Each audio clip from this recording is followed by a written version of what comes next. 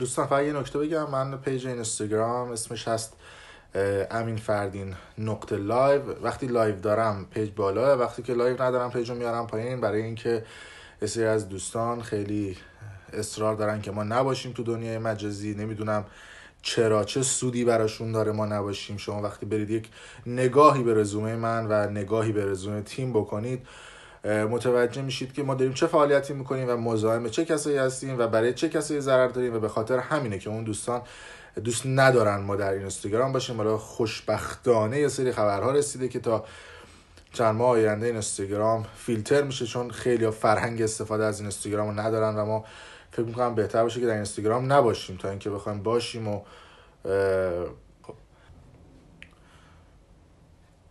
خب شروع بچه، یه خبری اومد. من امروز متوجه شدم که وزارت ارتباطات ایران خبر محرمانه هستش، هلوش 300 تا سرور خریداری کرده برای VPN و داره VPN خودش قانونی میفروشه. شاید جالب باشه براتون، حتی درگاه‌های فروش فیلتر شکن رو هم اگر نگاه بکنید بعضیشون به شاپرک وصلن و خیلی راحت دارن این کار رو انجام میدن. و یه نکته جالبتر به شما بگم که یک سیستمی جدیدن در وزارت ارتباطات اومده به اسم شاهکار. شما مثلا هر کدوم از شما توی خونه خودتون توی ایران اینترنت داشته باشید، باید برید تمام مشخصات خودتون رو رجیستر بکنید، مثل اسمتون، فامیلتون، کد ملیتون، آدرس خونتون، و با اولین اتصال شما به اینترنت کل مشخصات شما برای اون افرادی که در وزارت ارتباطات هستن یا سازمان‌های امنیتی راحت میتونه در بیاد. حالا اون اومدن یه سری فیلتر شکن ها راه اندازی کردن و یه سری سرورها خریدن. 300 تا سرور در ایران خریداری شده و میدونید که مدیر اون سرورهایی که VPN میفروشن یا مدیر اون سیستم هایی که فیلتر شکن میفروشن که اسم سیستمش هم شاهکار هستش، به راحتی میتونم بفهمم شما وارد کدوم سایت شدید، چه سایتی رو باز کردید، چیکار کردید. کاملا شما در رصد اون افراد قرار میگیرید. ببینید تلگرام اومد، تلگرام با یه موجی فیلتر شد، مردم با یه موجی هدایت شدن به سمت VPN هایی که نمیدونستم مالکیه. به جرئت میتونم بگم که 99% افرادی که در جامعه ایران قرار دارن و فیلتر شکن استفاده میکنن نمیدونن که سرورهای اصلی این فیلتر شکن ها کجا هستش. به عنوان مثال ما چند روز پیش یه دونه VPN خودمون گذاشتیم که به اسم و فامیل برنامه پشت پرده و جالبه که افراد از فیلتر شکن ما استفاده میکردن و میرفتن وارد سایت‌های شرط بندی میشدن یا وارد سایت‌های جنسی میشدن. ما مجبور شدیم که اون VPNی که توی تلگرام کانال پشت پرده گذاشتیم بیاریم پایین، چون متاسفانه یه فرهنگ استفاده ندارن و با VPNی که ما داشتیم میرفتن یه سری سایت‌ها رو هک میکردن، میرفتن سایت شرط بندی باز میکردن، دیداس انجام میدادن و کاملا در رصد بودن که متاسفانه دیدیم آقا بهینه استفاده نمیشه، گذاشتیمش کنار. و خیلی حواستون باشه که از چه VPNی دارید استفاده میکنید و دیگه گفتیم حداقل چیز رایگان در اختیار این دوستان بذارید، دیدیم آقا فرهنگش نداره. در خصوص آقای محسن افشانی، من امروزم با مادر هلما صحبت کردم. مثل اینکه افشانی میگه یا باید شماره حساب من باشه یا چیز دیگه ای که خیلی جالبه. خب شما اگر نیتتون خیر، اگر نیتتون کمک کردن آقای افشانی که امروز اومدی یکم قد و زرزر کردی توی اینستاگرام خودت، خب شماره حساب اون شخص رو بده. شما چی کار داری؟ شما یه آدمی هستی که به قول خودت معروفی، محبوبی و قصدت هم کمکه. حالا دلیل برای این حتما باید شماره حساب خودت رو بدی و جمع کن بساطتو. من 2-3 نفر هستی رو من پیام دادن گفتن داداش این وصل به اطلاعات، وصل به آدم. گفتم بابا جمع کن، همتون رو با هم میدیم تو گونی ببرن. اگه بخواد قرار بشه که اینجوری بخواد سوء استفاده بکنید، برای همه بخوام کلوفازی در بیارن، برای ما نمیتونن این کار رو انجام بدن. اگه می‌خواستن کلوفازی در بیارن، شهردار تهران برام این کار می‌کرد، قالیباف برام این کارو می‌کرد که ما الهش گذاشتیم. 4 تا جوجه مثل این آدم که دور اطرافش میان به ما پیام میدن، بعد برن در کوزه آبشو بخورن. و نکته بعدی هم این که حتما هر کسی که از این به بعد تبلیغ سایت شرط بندی بکنه، ما شماره تلفنش رو منتشر میکنیم. تعارف هم نداریم، ساسیمان کم باشه من احتمالاً چند ساعت دیگه منتشر بکنم یا هر کسی دیگه ای. و داستان آقای افشانی هم با آقای رولایزم هم داستان اینطوریه که محسن افشانی میگه که 2.5 میلیون تومان پول من رو آقای زم خورده. عزیز من، تو خود 2.5 میلیون تومان با آقای زم بدهکاری. آقای افشانی چجور اونجا نشستی؟ بعدش هم تو با آقای زم میگی نمیتونه بیاد ایران، من میام تو ایران حالتو میگیرم ها. به اون میگه اون مرد چرا به من حرفی نمیزنی؟ از چی میترسی؟ اولین نفری هم که شما رو رسوا کرد من بودم 20 روز پیش تو کانال پشت پرده. آقای زم نبود. چی شد؟ هیچ کدومتون جرئت نمیکنید به من گیر بدید؟ بعدش هم اون قضیه شورت و سوتیانی هم که تو پیج شما بود، خب من اون روز اومدم گفتم به مردم دیگه، کاملا هم ساختگی بود. کاملا من اینجا یه فایل چیز دارم نوشتم راجع به شما. بعد پرونده شما رو بیارم بالا قشنگ مردم بگم دیگه، کم از این با حاشیه‌ها برای مردم درست بکنی و نمیدونم 10 دقیقه اون اکثر رو بخوای بذاری و جمع کن. برای من دزدی کردن از مردم مثل شما سلبریدی، نه سلبریتی، سلبریدی ریدی تو مملکت. خیلی رک بهت بگم نمیدونم ورمی داره میگه که ما اینو برای دارو گرفتیم. آقا مردم به نیت کمک اومدن این پول به تو دادن، نه به نیت این که تو بری دارو بخری. چی کاری؟ وزارت بهداشتی، وزارت نمیدونم دارو و غذایی، مسئول خرید دارویی، تو چی کاری؟ مردم به تو اعتماد کردن. یارو پویا مختاری اومده ورشته داره از این حمایت میکنه. خواننده بابا تا دیروز خب من یادم تو روستای ایزه بودی، باغملی، همستانی منی، الان 4 نفر نگات کردن اومدی شاخ شدی. همتونم ماشاءالله از در قبال این سایت‌های شرط بندی دارید دور هم میخورید. امروز هم اومدم بحث آقای محسن قادری رو باز کردم، مدیر شاپرک. ببینید دوستان، اگه قانون برای همه یکسانه، من یه بحث دارم خیلی ساده است. خب یه کسی یه جرم مرتکب میشه، فروش مواد مخدر میکنه، آقا طبق قانون ایران جرمه. یه کسی آقا تجاوز میکنه، جرمه. حالا یه کسی هم تبلیغ سایت‌های شرط بندی میکنه، جرمه. نمیشه بگیم این جرمش یه ذره بیشتره اونه که یه ذره کمتره. خب آقا تو داری جرم مرتکب میشه آقای افشانی برادر من، چون تو ایران داری جرم مرتکب میشه، تبلیغ سایت شرط بندی میکنه. اینو بیا برای مردم باز کن. چه تو بری ساقی مواد مخدر باشی، چه تو بری تبلیغ سایت‌های شرط بندی بکنی. تمام شده رفت. برای ما نشستیم اونجا 6 تایی و 7 تایی میای، نمیدونم همش هم عادت داره تو ماشینش استوری میذاره، ماشین هم که بعد سانروفش حتما مشخص باشه، اسم شماره خودتو، زنتو، 7 جد آبادتو منتشر کردم، دفعه دیگه از این کارا نکنی. حالا وایس یه سری ویدیوهای دیگه ازت هم یه ذره تو رو بعد زجرت داد، یه ذره بعد آبرو تو. جرأت نداری که با من دم به دم بشی. هیچ کدومتون هم میزنید به در و دیوار. هر موقع هم کم میارن میگن یا طرف اسرائیلیه یا CIA یا موساد یا اینور و اونوره. یه سند، یه بک سند. آقا من روز اومدم با یه آیدی فیک به یکی از این بنده خداهایی که من زده بودم بالا تا پایینش رو شسته بودم، قهوه‌ای کرده بودم، کلا برده بودمش کارواش، زیر و روش رو شسته بودم، پیام دادم. این آدم حاضر بود 100 میلیون تومن پول بده، خب یه بک سند بهش بدن از من. بعد من گفتم کاش که دو سه تا از این عکس قدیمی ها برمی داشتم براش ارسال میکردم، یه 100 میلیون میگرفتیم دیگه، اطلاعات سوخته. خب بدیم به اینا که هیچی ندارن، حداقل خودمون بهشون یه سری اطلاعات بدیم، مثلا عکس با یه دوست دختر قدیمی، عکس توی نمیدونم توی کلابی جایی برم بگیرم پیدا کنم، خودم یه صدایی پیدا بکنم بدم به اینا، حداقل نترکن. هیچی ندارن. 2 ماه شد، 2 ماه دارن دنبال آمار اطلاعات از من میگردن، هیچی هم در نمیارن. شما که ادعاتون میشه وصلید به سیستم‌های داخلی اطلاعاتی امنیتی، بدید سرچ بکنید کد ملی منو، ببینید چی در میارید، هم داخلی هم بیرونی. برسیم با آقای محسن قادری، مدیر شبکه شاپرک ایران. دوستان اینا با حقوق 3-4 میلیون تومان کارمندی راضی نمیشن. آقای قادری که رئیس شبکه شاپرک ایرانی، بخشنامه الکی میای میدی به مردم. شما باید با اون رشوه‌های 200 میلیارد 300 میلیاردی این سایت شرط بندی 200 میلیارد به راحتی آب خوردن. حقوق پول 2 ماه این شبکه‌های شرط بندیه. 200 میلیارد نه میلیون، میلیارد تومان درآمد سایت شرط بندیه. اینا با این پولا دارن زندگی میکنن. بعدش هم یه انتقاد ازشون بکنی، یه دفعه میبینی یه کسی یقش اینجا بسته، ریش اینجاش مهر میاد به من پیام میده، تهدید میکنه. داداش من اگه بحث اطلاعاتی باشه ما ریش داریم، نگاه کن، فردا میرم یه مهر داغ میکنم ببینم شما جرأت میکنید، هر کی برام پیام بدم بالا تا پایینش میریزه دیگه. همشون میاد، هر کی ماشاءالله جیدن داره ما رو تهدید میکنه یقه بسته و اینجاش جای مهره، نمیدونیم داستانش چیه. این مدیر شبکه شاپرک بیاد به مردم توضیح بده که با چه مجوزی به سایت‌های شرط بندی درگاه پرداخت داده.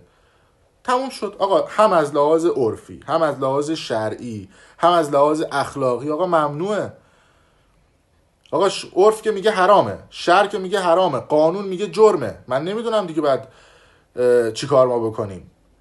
همه چی میگه اینا حرامه دیگه. خب شما به چه مجوزی به اینا درگاه میدادید جز اینکه پولشویی انجام میشد؟ آقای محسن قادری که آقای جرجندی هم شست گذاشتت کنار تو وب آموز، بعد هر دفعه میاد چی تابلو میذاره میگه من مدیر نمونه کشورم، مدیر برتر کشورم. یه وایسینگ هم خود آقای جرجندی منتشر کرد که جناب عالی با 2 میلیون تومان 3 میلیون تومان میتونی تو ایران مدیر نمونه بشی. بعد یکیشون هم اومده و من پیام میده که من میدونم اعضای تیم سایبری تو کیان. بعد ببینید دوستان، حتی اگر من میدونم اینا که یه سری فاضلاب دارن الان لایو منو میبینن، هیچی از اطلاعات محرمانه برنامه پشت پرده در آیدی تلگرام من رد و بدل نمیشه. 2 گوشی دارم، خب یکی هم دارم باش لایو میذارم، خب توسط این 2 گوشی رد و بدل میشه. خب اینا فکر میکنن مثلا آیدی تلگرام بخوام بزنن، بخوام نمیدونم ایمیل بزنن. نه داداش، من دیگه منی که خودم دارم تعلیم سایبری بین اون میدم، خب دیگه میدونم چه جوری ارتباطات رو برقرار بکنم. بعدش هم داستان رولز هم اینطوری بوده که اینا یه آتلیه داشتن توی تهران. آقای رولز من پرسیدم آقایزم وسیله ها رو میذارن تو آتلیه، صبح میاد محسن افشانی در آتلیه رو میگه این وسیله ها مال منه. بعد آقای زمان میگه آقا ما با سر رفاقتی که با این داشتیم با این آدم آتلیه زده بودیم. بعد این قضیه رو من 2 ماه میدونم. بعد امروز افشانی اومده قد میکنه میگه فلانه بیسانه و همانا، میگه به خاطر اینکه از من داره انتقاد. آقای زمان با تو من که با تو مشکل نداشتم که جمع کنین بساط سایت های شرط بندی تو. بعدش هم دوستان به هیچ عنوان هیچ تلگرامی رو به غیر از تلگرام اصلی نصب نکنید. این موبوگرام خود تلگرام اصلی آقا شرکت سازنده تلگرام یه تلگرام گذاشته مثلا حجمش 19 مگابایته، بعد من میرم توی کانال تلگرام میبینم آقا تلگرام گذاشته 2 مگابایت. بابا شرکت سازندش 19 مگابایت کد نویسی کرده، بعد تو 2 مگابایت تلگرام گذاشتی. به غیر از تلگرامی که در پلی استور، بازار رو هم نصب نکنید، بازار هم در اختیار خودش. به غیر از تلگرام که در پلی استور است و در اپ استور هست، به هیچ عنوان هیچ تلگرام دیگه نصب نکنید. فایل‌های APK رو نصب نکنید. 90% فایل‌های APK که در کانال‌های تلگرامی وجود داره فیشینگه. حواستون به این قضیه باشه. فیشینگ هم اینجوری نیستش که شما فکر کنید اطلاعاتتون کش میرن. یه چیزی هست بهش میگن رت. اونایی که هک بلدن این قضیه رو میدونن. به محض اینکه نصب میکنید انگار یه نفر اومده مستقیم پشت سیستم شما. به همین راحتی. به هیچ عنوان اون کسایی هم که میان فوش میدن و اینا، ببین ما که به کسی ضرر نمیزنیم دیگه. اونایی که ضرر میکنن از اطلاعات ما زورشون میاد، میخوان هک بکنن پیج برن. ما همش داریم اطلاعات دانش میدیم دیگه، غیر از اینه. مگه احمد تطلع هم شماره‌شو میذاریم اگه یکم دست به خطا بکنه. ما فعلا دست گذاشتیم روی تلگرام ایکس. من فکر میکنم رسمی خودشون منتشر کردن، میتونید تلگرام ایکس رو هم نصب بکنید. حالا حواستون باشه این تکنیک اسمش رته. اینا فکر بله تلگرام هم میشه هک کرد، به راحتی ها به خوردن هم میشه هک کرد. بعدش هم میگن آقا تلگرام فیلتر نمیشه، میگم تلگرام هک نمیشه. مدیرش 300 میلیون چقدر جایزه گذاشته برای اینکه تلگرام هک نشه. خب اون کسی که بخواد هک بکنه بیشتر از 300 میلیون میتونه در بیاره، یا بیشتر از 1 میلیارد اگه بخواد هک بکنه. اینا همش بازیاست. بعد نکته بعدی هم که آره زر نزنم تکی کلاممونه. هر کی که مزاحم میشه میگیم زر نزن برو برای خودت. و ما الان تمرکزمون ببینید دوستان رو بحث سایت‌های شرط بندیه. رابلاش میپردازیم به سری از فاضلابای سیاسی، ولی خب تمرکزمون آقا ما گذاشتیم روی سایت‌های شرط بندی رو، کسایی که دارن قمار میکنن، کسایی که دارن تبلیغ سایت‌های پوکر میکنن. تمرکزمون رو گذاشتیم روی این قضیه. فعلا روی بحث‌های دیگه وارد نمیشیم. این سایت‌های شرط بندی رو فعلا داریم بررسی میکنیم. ببینید خیلی هم جالبه. من با یکی از این سایت‌های پیشبینی صحبت کردم که اسپانسر خیلی از این خواننده ها بود. ببینید 7 میلیون 8 میلیون 10 میلیون تومان به این خواننده ها میدن که لوگو رو بزنن اون زیر. و حواستون باشه به این قضیه دیگه. ببین با خاطر 7 میلیون تومان 10 میلیون تومان. بعد نکته بعدی هم که ببینید اومدن من گفتن که چرا شماره افشانی رو میذاری، چرا شماره نمیدونم زنش رو میذاری. خودش تبلیغ سایت شرط بندی کرده، ناموسش یاد نمیکنه، ناموسش چرا شمارش با ناموسش رفته تو استق عکس گذاشته. همون ناموسش تبلیغ سایت شرط بندی میکنه، خودش تبلیغ سایت شرط بندی میکنه. نمیدونم فاضلابای دولتافش مثل علی شمسی، همون علیش مثلا تبلیغ سایت شرط بندی میکنن. ما اومدیم چیکار کردیم؟ ما گفتیم هر کسی که تبلیغ سایت شرط بندی بکنه شماره‌شو منتشر میکنیم. اون پویا مختاری هم گفتیم دیگه. پولی که هم دوستان کلاهبرداری بیش نیست. شبکه جم داره تبلیغ میکنه. منم یه گلایه دارم از مدیران شبکه جم، از آقای مهدی کریمیان مدیر جم که دوست من هستش. من باش تلفنی صحبت کردم، به من گفته آقا ما تبلیغ سایت شرط بندی در شبکه جم نمی‌کنیم و اینها در رفته از زیر دست ما چند تا تبلیغ. و حرف ما این هستش، به من گفتش که آقا ما هیچ تبلیغ نکردیم، اگر ما ببینیم میزنیم از جم و انتقادم کردیم از شبکه جم که چرا داری تبلیغ سایت شرط بندی می‌کنی. و داریم بررسی میکنیم این ساختار سایت های شرط بندی رو و ببینیم که میتونیم از ریشه کلا بیاریمشون پایین. حتی حمله اگر هم بر باجگیری نباشه، این اطلاعاتی که ما داریم میدیم دوستان، اگر نگن اینا باجگیری فلانه، من نمیدونم چرا میگن این نمیدونم مزدوره، چرا سند نیست، چرا میگن این باجگیره، سند نیست، ما سند میدیم اینا سند نمیدن. آقای فخرآورم خب دیگه گندش بالا اومد دیگه، یه عکس رفته بود گذاشته بود توی پیجش، گفته بود اینو به من آقای ترامپ داده، نمیدونم گفته تقدیم به یک نمیدونم مرد سلبریتی فلانه، نمیدونم چیه اپوزیسیونی که داری تلاش میکنی برای پیدا. $60 $69 داده بود، این عکس رو خریده بوده دیگه. بعد اومده بود قاب عکس رو گذاشته بود توی پیجش، گفته بود اینو آقای ترامپ شخصا برای من امضا کرده، اونم بیکاره، مثلا بیاد برای این فیک اپوزیسیون بنویسه، گذاشته بوده. بعدش هم گندش بالا اومد. بعدش هم هر کی دیدید دیگه، آقای فخرآور هر کسی ازش انتقاد میکنه میشه مزدور سپاه و اطلاعات. من 2 ماه پیش از آقای فخرآور انتقاد کردم، شدم مزدور سپاه، خب اطلاعات.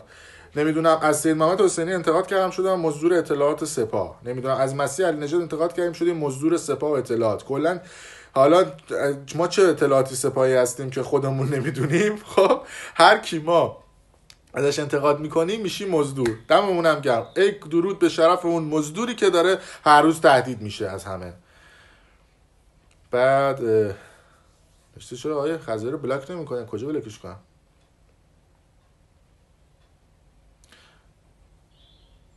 ببینید من دارم صحبتی میکنم، ببینید اینا اصلا جرئت نمیکنن بیان با من صحبت بکنن. ما یه بخش داریم بهش میگن مناظره، یه بخش داریم بهش میگن مذاکره. اینا فکر میکنن آقا با تهدید کردن امین فردین دست میکشه، فکر میکنن امین فردین با توهین کردن دست میکشه، فکر میکنن امین فردین با نمیدونم پیشنهاد باج دادن اینا دست میکشه. ببینید ما یه چیزی داریم بهش میگن مناظره، یه چیزی داریم بهش میگن مذاکره.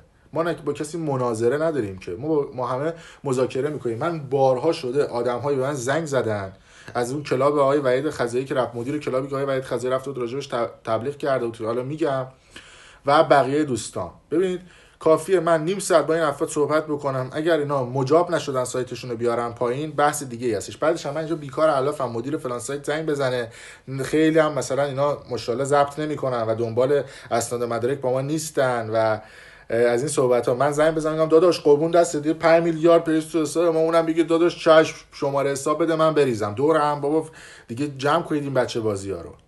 خب من میدونم توی پشت تلفن به طرف چی بگم، هم من صدای اونو ضبط میکنم هم اون صدای منو ضبط میکنه، خیالتون راحت، کلا دوره هم صدا ضبط میکنیم. ولی من اجازه نمیدم که طرف بخواد بیاد من شخصیت و شعور و شرف و هویت هم خودم هم تیمم رو بخره. بعد خیلی هم جالبه، 2 تا پیام اومد گفت ما کل تیم تو منتشر میکنیم. من می‌خواستم بهش دست بزنم بگم چیه هنر کردی میخوای اسم تیم منو مثلا منتشر کنی، نمیدونم شاخ قول که شکوندی میخوای اسمت منتشر کن. من تیمم آقا داره، باید خوشحال باشید که ما داریم کار میکنیم و اون افرادی که تو تیم من هستن و دارن با من کار میکنن میگن آقا ما دوست نداریم. ماشاءالله هر 100 تا پیامی که میاد آقا شما مردم 99 تاش تشکر از منه، درود به شرف همتون، دست همتون رو میبوسم. بعدشون میاد اون اعضای تیم من اسمشون رو بزنم، مردم ازشون تشکر بکنن، بعدشون میاد یکم بعد تفکر بکنم. آقا طرف میگه آقا من دارم دانش میدم، طرف دارم منبع درآمد تیممونم اینجوری هستش که بنده یه شرکت برنامه‌نویسی دارم در آلمان، افرادی هم که توی تیم من هستن همه شغل خودشونو دارن، بیزینس خودشونو دارن کار خودشونو میکنن. حرف اینه آقا. اصلا یه ده میگن که تیم چیه؟ شما یه لپتاپ داری، ببین تیم به امکانات سخت افزاری نیست من یک استودیوی بزرگ داشته باشم، من یک نور پردازی خوب داشته باشم، من یک 10 تا دوربین داشته باشم بخوام برنامه تولید بکنم. تیم به داشتن تفکر درسته، تیم داشتن اطلاعات دقیق و درسته. تیم به اون کسی میگن که منابع به همراه اسناد با هم داشته باشه، به این میگن تیم درست. نه اینکه شما بری بشینی توی استودیو بگی 50 تا تیم دارم، بعد مردم دیگه الان جدیدن به امکانات سخت افزاری نگاه نمی‌کنن، به امکانات نرم افزاری نگاه نمی‌کنن که چی داری شما. مردم به اطلاعات و آگاهی که شما دارید نگاه می‌کنن. داستان اینه آقا جان من، میگن خودش تکی نشسته جلوی دوربین، انقدر عقل نداره. من تکی نشستم یه ایران ریخته به هم، نمیدونم اون افشانی ترکیده، آقای فخرآورد، ما همه اینا رو اومدیم گفتیم. اسم شرکت برنامه‌نویسی منم آلمینه دوستان، برید سرچ بکنید. میگم اسم شرکت تو بگو، فلان بگو، تموم شد. دنبال منبع درآمد. آقا منبع درآمد برای چی؟ منبع درآمد برای اینکه من دارم به مردم اطلاعات آگاهی میدم. این خیلی چیز پیچیده‌ایه. سوال همه منبع درآمد از کجاست؟ منبع درآمد تیم از کجاست؟ بابا تو چیکار داری مگه شما میدونی منبع درآمد بی بی سی از کجاست؟ مگه شما میدونی منبع درآمد آقای فخرآورد از کجاست؟ مگه شما میدونی منبع درآمد آقای سید محمد حسینی کجاست؟ کدوم مگه میدونید منبع درآمد این همه اپوزیسیون؟ آقا سوال اصلا بگذاریم، منبع درآمد صدا و سیما ایران از کجاست؟ اینو بگید، اینو به من جواب بدید. شما صدا و سیما خودمون هم نمیدونید منبع درآمدش از کجاست. بعد میاد میگه در این آقا کدومی که از این افراد اومده با یک دوربینی که ما بهش میگیم متکلم وحده بشینه جلوی دوربین و برنامهش 27 میلیون دقیقه. دوستان من، برنامه من در یوتیوب 27 میلیون دقیقه ویو خورده توی نزدیک به 6 ماه، معادل 50 سال. و هر نفرم نمیاد برنامه منو 2 بار ببینه. یوتیوب هم هر آی پی رو 1 بار حساب میکنه. 27 میلیون دقیقه برنامه دیده شده. اگه برنامه ها شروور بود که مردم نگاه نمیکردن، که عکسش هم گذاشتم توی کانال. تموم شد. آره نوشته که صداستان بودجه از تبلیغات نذارن. بودجه صداستان از تبلیغات در نمیاد. اگه بودجه صداستان از تبلیغات در میاد، منی که در صدا سیما بودم 3 ماه آخر حقوق منو میدادن، تصفیه میکردم با قبل از اینکه از ایران بیام بیرون. 3 ماه طلب دارم از صدا سیما. من از اطلاع مدیرانشون اگر میبینن 3 ماه آخر حقوق منو ندادم، تصفیه نکردم با. و این آقای جالبه. اون چی بگیم آقا، چی بگیم، هر چی بگیم بهتره. راجع به ساشا صبحانی هم آقا جان من گفتیم آقا تبلیغ سایت شرط بندی نکنید. یه دونه گفت من خودم تلفنی با ساشا صحبت کردم و آقای ساشا صبحانی گفت من دیگه از این فاضلابا حمایت نمی‌کنم، تبلیغ سایت شرط بندی نمی‌کنم. ما هم گفتیم آقا نکنیم، ما نمیبریم زیر ذره بریم. مگر غیر از این آقا ما یه کسی که تبلیغ سایت شرط بندی میکنه بیاد بگه آقا من تبلیغ سایت شرط بندی نمی‌کنم، خب ما هم میکشیم کنار دیگه. میگیم اوکی، ما هدف اینه که آقا طرف نکنه از این کارا دیگه. این از اون. در مورد تلگرام دی آر یا دکتر تلگرام، هیچ کدوم از اینها امن نیست. فقط اون تلگرام ایکسی که خود شرکت تلگرام و اون تلگرام معمولی که هست استفاده بکنید. تموم شده رفت.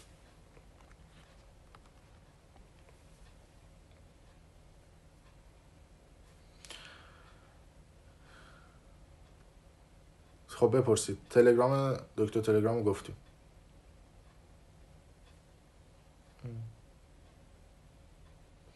آره این فاضلا به صفایی هم محسن صفایی هم وایسشو دارم، بیچاره افتاده بود به کتک خوری و کتک زدن و ببینید یه چیز دیگه هم وجود داره راجع به این کانال‌های تلگرامی. ببینید که توی 3 ماه گذشته چه فاجعه‌ای در درگاه‌های بانکی ایران افتاد. ببینید ما یه چیزی داریم بهشون میگن گسترده. من گفتم تو لایو قبلی، گسترده کارشون این هستش که من مثلا این گسترده کلاهبرداری وجود داره به اسم کاج یا بقیه گسترده‌هایی که وجود دارن، میرن با مثلا مدیر چند تا از این کانال‌های تلگرامی مثل خبر فوری و نمیدونم مورفین و فلان و کانالایی که مثلا بالای 1 میلیون تا بازدید دارن، میره آقا 50 تا کانال رو میاره تو گروش، میشه یه گروه 50 نفره. اسم گروه میشه گسترده. لطفاً به این قضیه خیلی گوش بدید، خیلی جالبه. میره 50 تا از ادمین های کانال ها رو دعوت میکنه توی گروش و اسم گروش رو میکنه. مثلا من 50 تا از ادمین های کانال های بزرگ رو برمیدارم، اسمش رو میذارم گسترده فردین. تا قبل از اینکه سایت شرط بندی بیان بالا، به ازای هر هر 1000 نفر مدیر اون گسترده که مثلا من باشم به اون شخص 3000 تومان میدادم به ازای هر 1000 نفر بابت تبلیغ. الان اون گسترده بابت هر کا که 1000 نفر ویو بخوره به اون افراد 20000 تومان میده. یه تبلیغ سایت شرط بندی رو من به عنوان مثلا مدیر فلان گسترده میگرفتم و میذاشتم داخل این کانال ها. چه اتفاقی میافتاد؟ شب تا صبح اون تبلیغ سایت شرط بندی توی اون 50 تا کانالی که همه میلیونی هست 3 میلیون بازدید میخورد و همه اونها داخلشون درگاه های فیشینگ بود. اگر 10% از اون 3 میلیون نفرم فیشینگ بشه و حساباشون هک بشه، شماره کارت، رمز اول، رمز دوم، نمیدونم سی وی وی همه اتفاقات اون کارتاشون توسط اون هکرهایی که تبلیغ سایت شرط بندی میکنن هک بشه، چه اتفاقی میفته؟ 30,000 10% تنها از اون نسبی ها 10%شون فیشینگ بشن، 30,000 تا آدم حسابشون تو ایران کارتاشون خالی میشه. هیچ گستردگی، هیچ جای دنیا، هیچ هکری نمیتونه در عرض یک شب تا صبح 30,000 تا کارت فیشینگ کنه، هیچ کدومشون. و به همین راحتی سایت های شرط بندی فیشینگ میکنن و میشستن، کاری که متخصصش آقای محسن افشانی و فاضل آب‌های دور اطرافش بود. میومدن مثلا من میرفتم توی سایتی بازی میکردم و توی اون سایتی که من بازی میکردم صدا دارم، من زنگ زدم به این ادمین هاشون، اگه پیدا کنم خیلی جالبه براتون میذارم. میرم توی سایتی بازی میکنم، رمز اول دوم سومم رو میزنم، تو حسابم مثلا 500 میلیون تومان پول هست. چه اتفاقی میفته؟ مثلا 10,000 تومان بازی میکنم، 400 خورده میلیون تو حسابم میشه. میان فیشینگ میکنن، حساب منو 400 میلیونشو میریزن تو سایت‌های شرط بندی، دو دست شرط بندی بازی میکنن، مثلا 50,000 تومان، 400 میلیونش از سایت شرط بندی برمیگردونن به حساب خودشون. چرا درگاه بانکی بانک سامان رو اکثر این سایت شرط بندی انتخاب میکنن؟ به خاطر اینکه سایت بانک سامان آنلاین پولها رو انتقال میده و سقف نداره. بقیه بانک‌ها 5 میلیون تومان، 10 میلیون تومان، 3 میلیون تومان سقف دارن. آقای محسن قادری مدیر شبکه فیشینگ بیا اینا رو توضیح بده به مردم. اکثر این کارتایی که شما میرید نگاه میکنید همشون بانک سامانن، به خاطر اینکه سقف نداره. طرف 100 میلیون میاد تو بانک سایت شرط بندی بازی میکنه و راحت این قضیه رو انتقال میده. و نمیگم همشون فیشینگ میکردن، بله 80%شون فیشینگ میکردن. بعضی از سایت ها هم خیلی جالبه ها. از ساعت 12 شب به بعد سایت ها رو میذاشتن رو فیشینگ، بعد شما میرفتید میگفت انتقال انجام نشد. اینجا حرف از همه سایت ها نیست، یه عده‌شون هم خود اصول سایت های شرط بندیشون مشکل داشته، خود سیستم شرط بندیشون مشکل داره. بعد جالب اینجاست میگن آقا شما با سایت شرط بندی مشکل داری، ما نداریم، ما دوست داریم بریم بازی بکنیم. حرف من این آقا ما داریم جلوی معتاد شدن افراد به اینکه برن تو سایت شرط بندی رو میگیریم. آقا طرف به من زنگ زده، من دارم صداشو، بنده خودم زنگ زده که دوستام، طرف به من زنگ زده نزدیک میگه 30 میلیون تومان پول عروسیم بوده اومدم تو سایت شرط بندی باختم. چی من بگم؟ 30 میلیون تومانش میان جواب بدن این مدیرای سایت شرط بندی؟ نمیان دیگه. من ببینم این وایسا رو دارم که من برای من فرستاده بوده.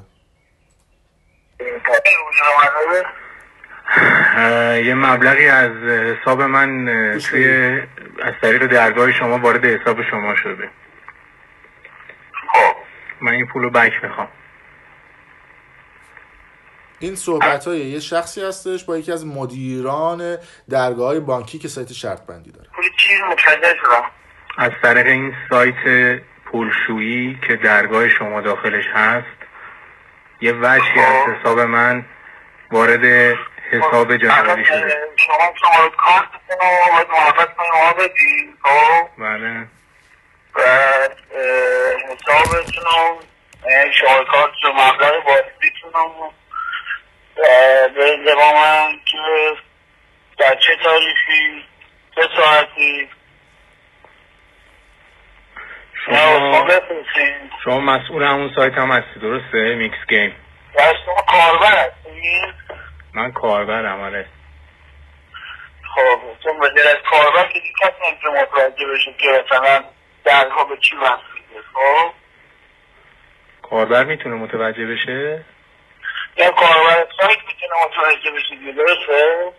چیزی شبیه به همینه قطعا که کاربر سایت متوجه میشه که شما یه جوری سوال میکنید که مثلا روزم خبر نداره. از چی خبر نداره؟ از همه چیزم خبر داره. هیچ چیزم نیست که خبر نداره باشه. انا مشکلتون خب دنبال قاتل بزرگی میگردی؟ نه میخوام بدونم که من شماره حساب الان برات میفرستم.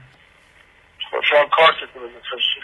میگم توی سایت تیکت ها رو کی جواب میده؟ تیکت ها رو دیگه اونا به من ربطی نداره، من باید درگاه هستم.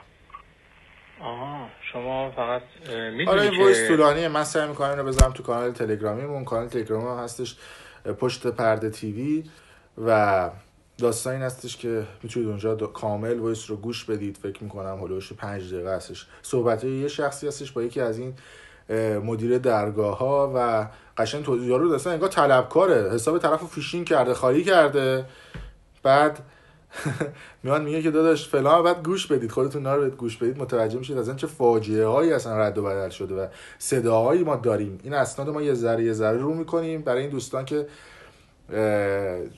حواسشون باشه. نکته بعدی هم که خیلی از این دوستانی که خیلی ادعا میکنن میگن آقا ما ریلیشن داریم با آمد نیوز و اینا، بله اتفاقا همین 1 ساعت پیش دوستان آمد نیوز خبر انتقادی از برنامه پشت پرده زدن و ما هیچ خورده نمیگیریم. به هر حال عصر دموکراسی همینه آقا، ما انتقاد میکنیم از یک رسانه و اونها هم از ما انتقاد میکنن. حالا ما بیایم بگیم که الان آمد نیوز مزدوره، این که نمیشه که. اگه یک کسی از ما اگه ما سند داشته باشیم بله حق داریم حرف بزنیم. اومده یه خبر الان بر ضد ما زده آمد نیوز، ما هیچ خورده نمیگیریم. اصل بر همینه. حالا مثل بقیه این اپوزیسیونای فیک نیستیم که به محض اینکه یه کسی ازشون خبر منفی زد یا علیهشون خبر زد بخوان بیان بگن که آره این مزدور بوده این فلان بوده. این داستان سیستم هستش. نوشته یکم زیادی مشکوکی.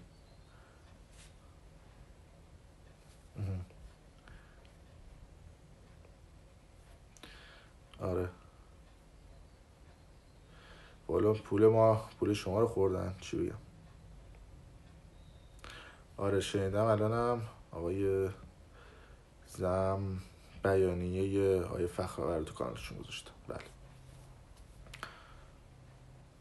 ما اپوزیسیون نیستیم، ما رسانه داریم و ما باید نگاه رسانه‌ای بشه و حرفمون هم این هستش که ما یک رسانه داریم و سعی میکنیم که اطلاعات رو به مردم بدیم. نه من لیدرم، نه فردا میخوام انقلاب بکنم، نه دنبال انقلاب کردنم، نه دنبال اینم که عرضم به حضور شما که برم لیدر یا حزب اپوزیسیون بشم. ما کار رسانه‌ای داریم میکنیم، همیشه هم همینجوری هستش. در خصوص اپلیکیشن پولی که من گفتم ببینید میگن با این اپلیکیشن پولدار شید. بابا اگه قرار بود با این اپلیکیشن ها پولی شد، یه سایتی هست میگه آقا برید تو این سایت میلیونر بشید. اگه این سایت ها درست بودن، اگه این سایت ها میتونستن مردم پولدار بکنن، بابا خب دیگه غمی نبود دیگه. دولت یه قانون تصویب میکرد میگه برید تو این سایت ها عضو بشید، پول در بیارید، بشینید تو خونتون.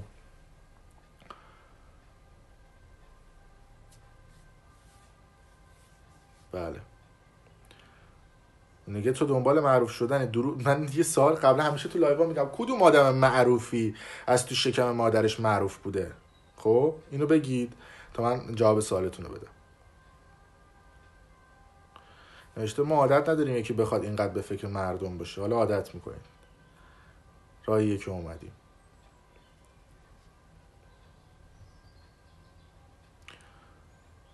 نوشته که با آمد نیوز مخالفید. ما همه رو رسانه میدونیم، نه ما کسی مخالفیم نه موافق کسی. ما یه رسانه ایم، مثلا دلیل بر نمیشه که ما بخوایم زاویه بگیریم از کسی. حرفمون هم همینه. میگه بالاخره رو میشه از کجا خط بگیره. آخه این خطی که من دارم میگیرم آیا به ضرر مردم یا به نفع مردم؟ یک سوال رو جواب بدید. آیا من این اطلاعاتی که دارم برای مردم منتشر میکنم غیر مستنده، از تو جیبم دارم در میارم یا از تو هوا دارم تو تقیه اطلاعاتی میاد من میرم میگیرمش میگم مردم اینه، خب یا میگم داداش حساب کن اینو و من این خبر رو بدم. خب این خبر ببینید وقتی که یک کم تفکر لازمه، تفکر کنید. یه دیتایی رو من میگم، یه جامعه آماری داره. جامعه آماری کیه؟ خب آیا چیز دیگه ایه؟ و هدف همینه دیگه.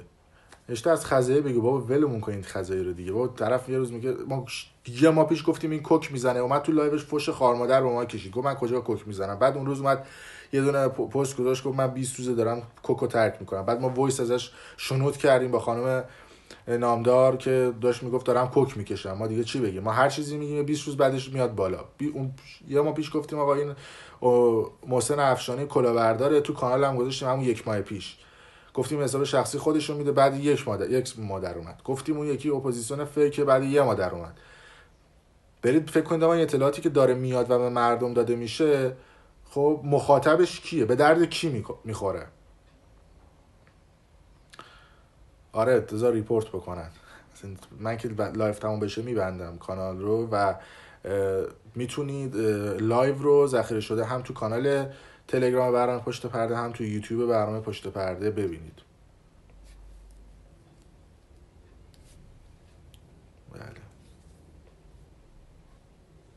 ریستارت رو که ما گفتیم دیگه، یه مستندم گذاشتید، شما میتونید برید مستند ریستارت رو در کانال ببینید که قشنگ متوجه بشید که مواضع برنامه پشت پرده چی هستش. در خصوص شکایت هم خیلی از دوستان فکر می‌کنن اینجاش ایرانه، امروز شکایت کنید فردا برن طرفو بگیرن. نه، داستان این هستش که شما اگر یه پروسه شکایت رو بخواید انجام بدید یه مدتی طول میکشه و همه این تهدیدها رو من دادم مترجم رسمی ترجمه کرده، وایس ها و همه اینا، اسکرین شات ها رو ما نگه داشتیم.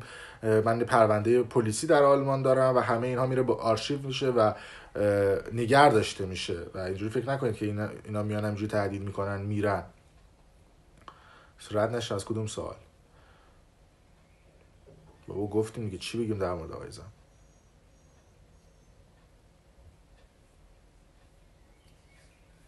چشم. برید مستند ریستارت رو در کانال یوتیوب پشت پرده ببینید، متوجه میشید. حالیش مثلا هم گفتیم مثل حالا اسناد هست، صبور باشید. سروش باگ داره. بلاک چی؟ اونم حالا تلگرام گفته که ببینید سرورهای اصلی تلگرام، اون چیزی که متوجه شدیم داره میندازه سرورهای اصلیش رو روی گوگل، روی سرورهای گوگل، به خاطر همین فیلتر نمیشه. یعنی عملا اگر بخوان تلگرام رو فیلتر کنن باید گوگل رو فیلتر بکنن و به خاطر همین هستش. این یه تکنیک هستش که جدیداً قراردادی بین تلگرام و شرکت گوگل برقرار شده که میخوان سروراشون رو روی سرورهای گوگل بندازن. بله. بلاکچین اطلاعات حالا دقیق نیست، بعد ببینیم به کجا میشه.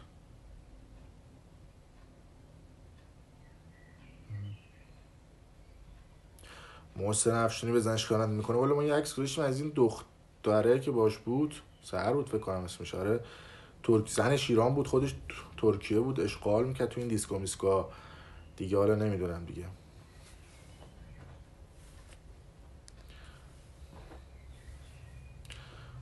قطعاً باید یه سری نهادهای امنیتی یا آدم‌های کلفتی پشت این سایت شرط بندی باشن و دلیل نمیشه که این سایت شرط بندی انقدر راحت دارن کار میکنن، آدم‌ها انقدر راحت تبلیغات میکنن، دور همن دیگه. بلاکچین، بلاکچین نوشته. من اطلاعاتی ندارم، زیادم سمتش نرفتم، میخوام اطلاعات به دست بیارم.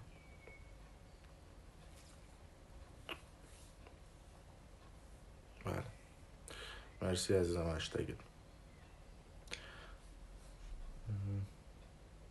آلمان ساعت 8:10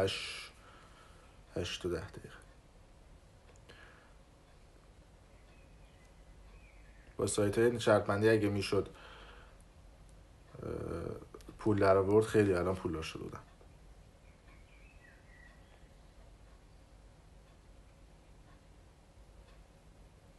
و نکته بعدی ببینید، در کشور انگلیس و در کشور ترکیه که 2 از این ادمین های مهم سایت های شرط بندی قرار دارن، داشتن سایت شرط بندی قانون داره. دوستان عزیز، در کشور ترکیه شما اگر سایت شرط بندی داشته باشید باید مبلغ 500,000 لیر ترکیه در حسابتون بلاک باشه که شما بتونید سایت شرط بندی داشته باشید. این قانون کشور ترکیه هستش. من میذارم توی کانال تلگرامیمون که دوستان بدونن. و در کشور انگلیس هم همینطور هستش. یعنی شما اگر بخواید یک سایت قمار یا یک کازینو یا یک اصطلاحاً توی آلمان بهش میگن هالشپیل یعنی اتاقهای بازی یا ساختمانهای بازی داشته باشید، باید 500,000 لیر ترکیه تو حسابتون بلاک باشه و آقای هزینه‌ای که میگه این سایت خودمونه نمیدونه هنوز که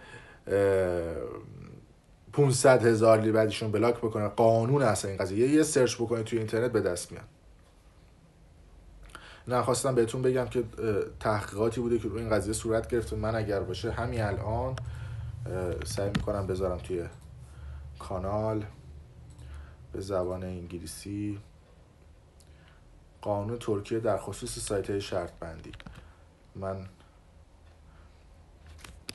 خب بپرسید دوستان سوالاتتون رو، من بذارم اینجا. میذاریم، همه رو میذاریم. رائفی پور چی بگم؟ آخه ما میگن در مورد رائفی پور بگو، چی بگیم؟ بگید ما همونو میگیم. بعد دوستان خیلی صبور نیستید، انتظار دارم ما بخوام همه مسائل رو بگیم. ما تا یک موضوع رو باز نکنیم. بذارید من همین الان که دارم با شما صحبت میکنم قانون کشور ترکیه، همین الان من این قضیه رو میذارم در کانال تلگرام، ببینید.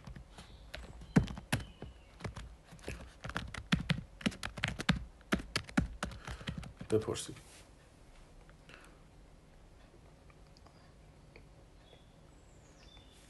دنیا جهانبختم یا همون زهرا جهانبختم فردا یا پس فردا شماره موبایلش هم میذاریم که یاد بگیره سایت شرط بندی تبلیغ نکنه.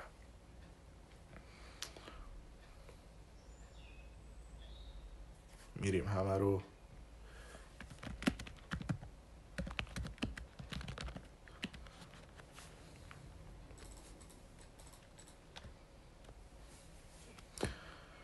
از اختلاس هم میگیم چشم.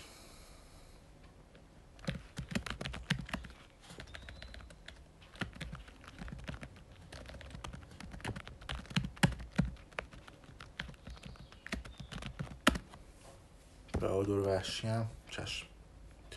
دوستان اگه سوال دیگه مهمی ندارید، مثلا که حالا بعضی از مباحثی که وجود داشت بله چرا گذاشته در خصوص اون آقای خانم مسیح النجات و حقوقشون یه خبر آمد نوزجه من گذاشته بود. سوالات مهم رو دیگه سعی کنیم مباحث مهم رو بگیم. حالا سعی می‌کنیم که تو روزهای آینده لایو بذاریم که ببینیم که به کجا میرسیم.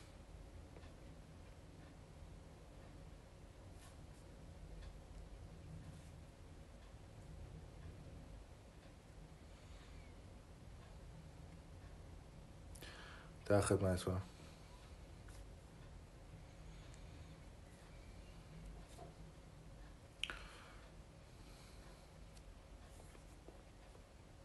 دوستان موفق باشید. من لایو نمیتونم سیو بکنم، اما نمیتونم نگه دارم تو 24 ساعت بمونه توی کانال، ولی سیوش میکنم. میتونید سیو شدهش رو در کانال داشته باشید.